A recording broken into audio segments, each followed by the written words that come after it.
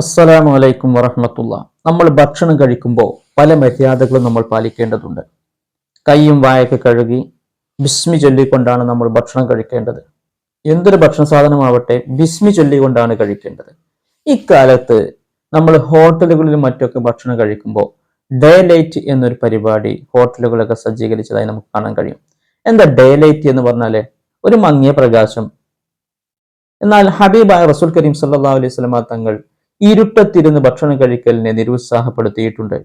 മഹാനായ അലി റളിയല്ലാഹു അൻഹുവിനോട് പറഞ്ഞതായിക്കൊണ്ട് നമുക്ക് കാണാൻ കഴിയും, ആഹാര സാധനങ്ങൾ ഇരുട്ടത്ത് വെച്ച് കഴിക്കരുത് എന്ന് ഹബീബായ റസൂൽ കരീം സല്ലല്ലാഹു അലൈഹി വസല്ലമ തങ്ങള് അലി റളിയല്ലാഹു അൻഹുവിനോട് പറഞ്ഞതായിക്കൊണ്ട് നമുക്ക് മനസ്സിലാക്കാൻ കഴിയും. അപ്പൊ ഭക്ഷണ സാധനങ്ങൾ കഴിക്കുന്ന സ്ഥലത്ത് നല്ല പ്രകാശമുള്ള സ്ഥലമാവണം.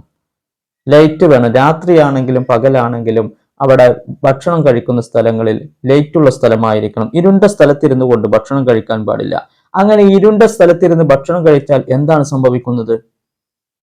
ചില സ്ഥലങ്ങളിലൊക്കെ നമുക്ക് പറഞ്ഞു തന്നിട്ടുണ്ട് ഹബീബായ റസൂൽ കരീം സല്ലല്ലാഹു അലൈഹി വസല്ലം തങ്ങൾ, പിശാച് നമ്മുടെ കൂടെ ഭക്ഷിക്കുമെന്ന്. അതിലൊന്ന് ഇടത് കൈകൊണ്ട് ഭക്ഷിക്കലാണ്. കൈകൊണ്ട് ഭക്ഷണം കഴിക്കുമ്പോൾ പിശാച് നമ്മുടെ കൂടെ ഭക്ഷണം കഴിക്കും. അതുപോലെ രണ്ടാമത് പറഞ്ഞത് ബിസ്മി ചൊല്ലാതെ ഭക്ഷണം കഴിച്ചാൽ, ബിസ്മി ചൊല്ലാതെ ഭക്ഷണം കഴിച്ചു കഴിഞ്ഞാൽ നമ്മുടെ കൂടെ പിശാച് ഭക്ഷണം കഴിക്കും. അതുപോലെ തന്നെ ഇരുട്ടത്തിരുന്നു കൊണ്ട് ഭക്ഷണം കഴിച്ചാലും പിശാച് നമ്മുടെ കൂടെ ഭക്ഷണം കഴിക്കും. അതുകൊണ്ട് നമ്മൾ ഇനി ഭക്ഷണം കഴിക്കുമ്പോൾ നല്ല പ്രകാശമുള്ളിടത്തിരുന്ന് കഴിക്കാൻ ശ്രദ്ധിക്കണം. ഇൻഷാ അല്ലാഹ്, അള്ളാഹു തൗഫീഖ് നൽകുമാറാവട്ടെ.